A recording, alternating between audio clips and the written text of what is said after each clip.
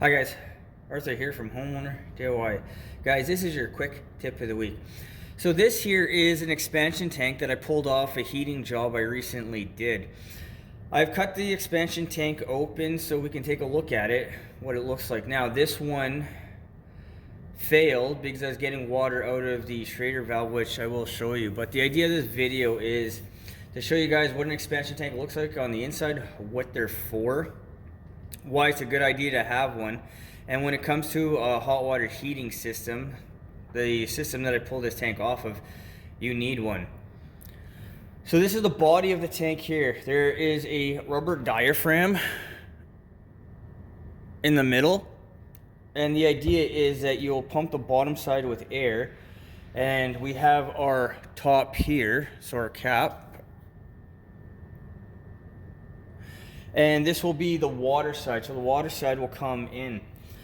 Now on this one here, this one, when I tested the Schrader valve, the air valve at the bottom, which is this right here, it's the same thing for a car or a bike. So when I depress the Schrader valve, water's coming out of it, which means the diaphragm is torn. Now, like anything else in life, these things will not last forever.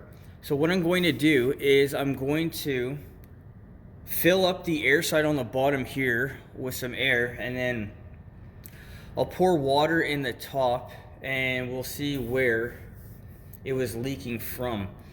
When the bubbles come up, that is going to tell you where the diaphragm has been torn. And like I said, with anything else, these things will not last forever. But on a heating system, this is a requirement for expansion of the water when it's heated.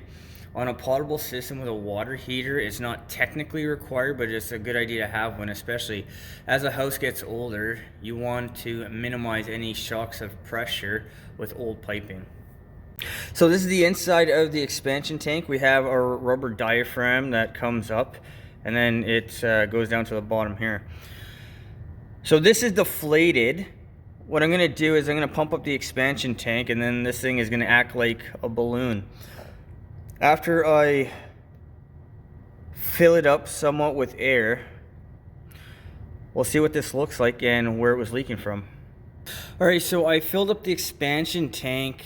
There's nothing on the pressure gauge, but this gives you an idea of what the diaphragm is going to look like. Now keep in mind, because there's no water pressure pushing down on this, this thing is free to do whatever it's going to do.